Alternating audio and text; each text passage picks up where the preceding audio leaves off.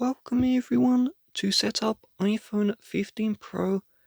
Let's start by swiping up from the bottom of the screen. And now we need to select our language and the country or region we are currently residing in. It will now ask us what appearance we would like. So if you slide this slider to the right, all of the icons and the text will become larger.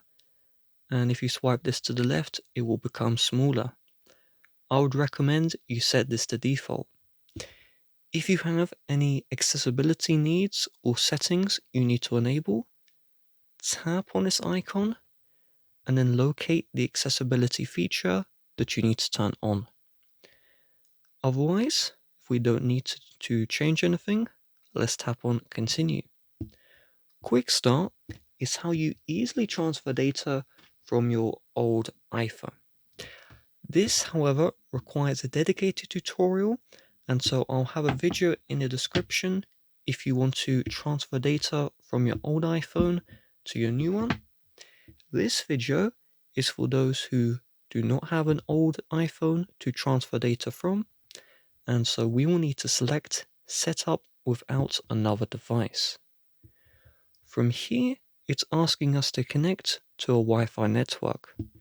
If you are in the United States, you will need to set up eSIM in your iPhone to use mobile service, cellular network, and that requires a Wi-Fi network. If you have an international model of iPhone, you can insert your SIM card and then you can connect with your mobile data and skip entering in your Wi-Fi login. Once you have connected to Wi-Fi or cellular, it's going to activate the iPhone. If this is a used iPhone, it is possible that it will ask you to enter in the login for the old owner. If it does, you will need to urgently contact the old owner to remove the lock. If they can't remove their lock or their account, you need to return the phone because it can't be used otherwise. If there's no lock, you will see here data and privacy. And let's tap on continue. We see here set up iPhone, set up for myself, which is what we will select. But if you are trying to set this up for a child, you can set up for child, but you do need to have your own iPhone, and this would have to be a second iPhone. Let's set up for myself. We see Face ID.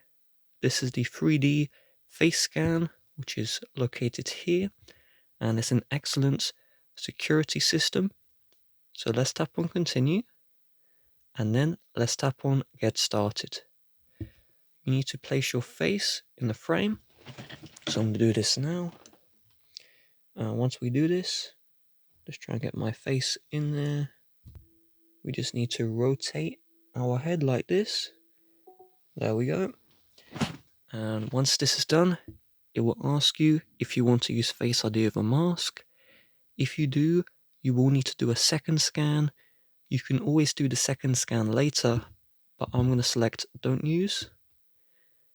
And then I'm going to select continue. It now requires us to create a passcode. By default, it wants you to use a 6-digit passcode, but if you want to use a 4-digit like I do, select passcode options, and you can see 4-digit. You can also do an alphanumeric or custom numeric code, but I will select 4-digit. I will enter in my PIN. And let's wait for this one. Now we see here, transfer apps and data. Again, I do recommend if you are transferring, you watch my dedicated tutorial in the description because you may run into issues. So you watch that tutorial, or in my case, I will select don't transfer anything. Now it wants us to enter in our Apple ID. Apple ID is used to download apps. It's used for the iCloud service, iMessage, FaceTime. Most Apple services require Apple ID. To create an Apple ID, you see here, don't have Apple ID, and then you see create. Tap on create and then follow the instructions. I have an Apple ID, so I'm going to enter in my login. We now need to agree to the terms and conditions. If you select disagree, you can't use your phone.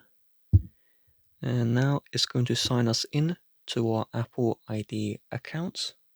Now we see here, make this your new iPhone. Let's select continue. We now see set up mobile service. If you have a USA model of iPhone, this screen may have shown earlier in the setup. Regardless, I have a dedicated tutorial on how to activate an eSIM card, and I'll have that tutorial in the description. It covers in depth what both of these options do and what you should be doing to get eSIM up and running. I'm personally going to use a physical SIM card, so I'm going to select Setup Later. It's now trying to add my card, which was in my previous iPhone. In your case, you will see a message about Apple Wallet and asking to add a card.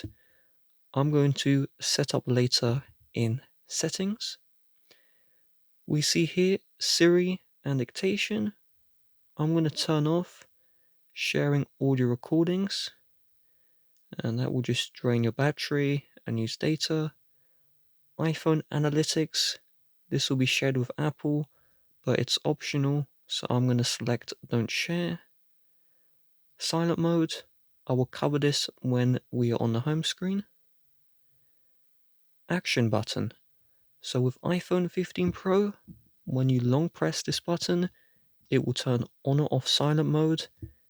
In the past, you would flick up or down a switch, but you can customize what this button does by tapping on Customize, and then you can just swipe across to change it to what you want. I'm going to keep it on silent mode. We see Emergency SOS. Let's select Continue.